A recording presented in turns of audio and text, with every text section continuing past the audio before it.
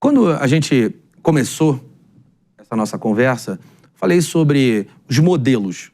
Empresas que pregam, pelo menos, a inovação espalhada e não tem ali um departamento responsável pela inovação. O argumento aparentemente faz sentido, a inovação precisa fazer parte do dia a dia de todo mundo, muito embora a gente perceba que, muitas vezes, empresas que se posicionam dessa forma acabam despriorizando a inovação em função do dia a dia. O dia a dia é uma máquina de moer planos. E aí aquela ideia romântica que o Google ajudou a popularizar de 20% do tempo, trabalhando num projeto próprio. No final das contas, nem no Google esse argumento continuou. E na Alphabet, depois, muita gente já saiu falando sobre isso. É uma falácia. E aí tem gente que não, que fala, funciona, mas para um time pequeno. Enfim, a inovação pode, sim, estar espalhada enquanto conceito numa organização. Mas dos modelos que você falou, já vi funcionar como CVC, já vi funcionar como um centro de inovação, já vi empresas que tinham isso de uma forma mais espalhada. Qual se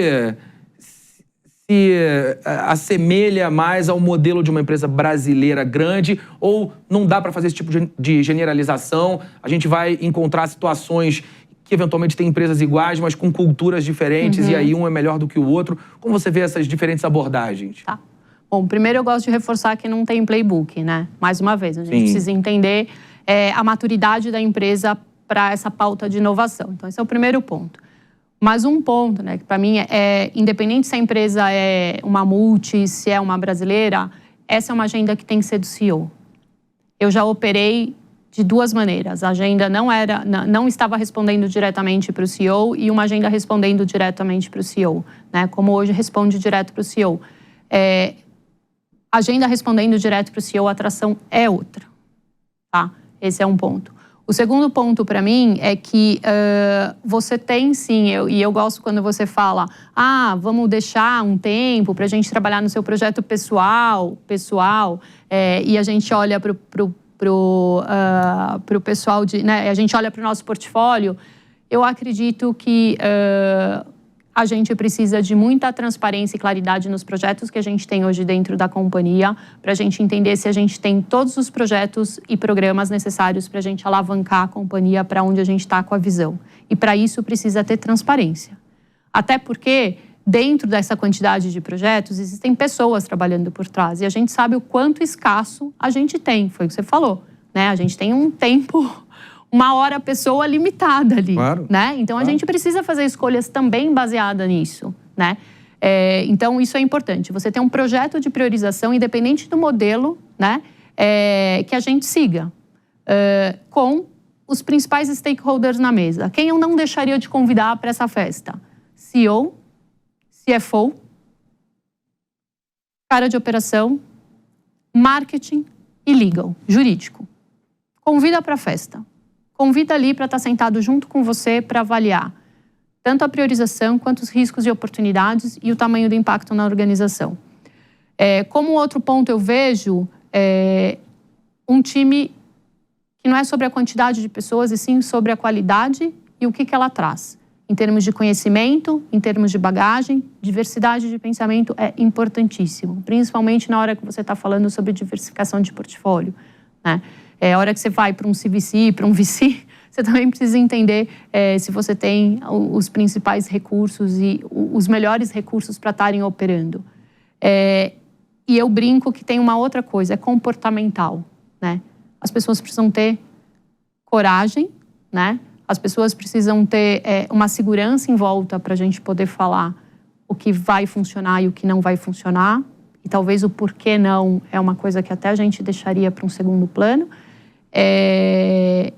E eu brinco com o meu time. Meu time tem que entrar toda vez numa reunião, principalmente de priorização, e perguntar por que não 3 vezes. Por que não dá para fazer isso? Por que não dá para fazer isso? Por que não dá para fazer isso? Porque grandes organizações como as nossas, diferente talvez de startups e scale-ups, têm um legado muito grande de projetos engavetados, por N motivos, né? E aí sempre surge na reunião, mas isso daqui eu já tentei fazer naquela época. A época é diferente, claro, hoje, né? Então, o trazer o porquê não, eu acho importante. Como você compara a maturidade das empresas brasileiras e especialmente das grandes empresas, quando a gente olha uma subsidiária brasileira de uma grande empresa e compara com outros países do mundo e com as suas matrizes? Eu vou te dar essa resposta falando o que a gente conseguiu aprovar dentro da empresa 1 ano e meio atrás. Há 1 ano e meio atrás, a gente fez um pitch pro Global, que é o PepsiCo Labs Global, que é a área de Open Innovation globalmente na PepsiCo, onde ele tinha como objetivo abrir um hub de inovação na Latinoamérica. E ele estava pensando em outro país. Falei, não, você vai vir aqui para o mercado brasileiro. A hora que o David chegou aqui no mercado brasileiro, a gente explicou o que era o mercado brasileiro, a gente mostrou para ele, ele vivenciou o que era o ecossistema de inovação brasileiro e ele não teve dúvida. Ele não teve dúvida por quê? Porque aqui ele achou um ecossistema super pujante, e você sabe os números melhor do que eu de como é esse nosso ecossistema no Brasil em termos de startups, scale-up, quantos unicórnios a gente tem, o nível dos nossos profissionais, a vontade, o pulso que a gente tem de sentimento de dono. Então, eu não acho que o Brasil é menor do que ninguém para estar à frente de uma agenda de inovação. Não acho. E sabe o que eu tenho achado interessante, assim, você viu aquele movimento da ACAT, Associação Catarinense de Tecnologia, que tem feito um trabalho muito interessante. E aí você vê South Summit no Sul, você vê os unicórnios que nasceram no Paraná. Você tem o Centro de Estudos Avançados do Recife. Mato Grosso investindo bastante agora em inteligência artificial. Rio, São Paulo, região Sudeste no geral e Minas, Espírito Santo, já tradicionalmente são mercados que trabalham com tecnologia. O Espírito Santo muito por causa do petróleo também. Então, essa visão espalhada pelo país me parece muito promissora. E fazer parte do ecossistema de inovação, conectando essas especializações que, de uma maneira não planejada, mas eficiente, elas vão ganhando algumas peculiaridades em diferentes regiões do Brasil, me parece muito interessante para a organização. É muito, mas a gente tem um ponto aqui, que é por isso que eu acredito. A gente não consegue fazer isso sozinho, como grandes organizações, eu sentada dentro do escritório na JK.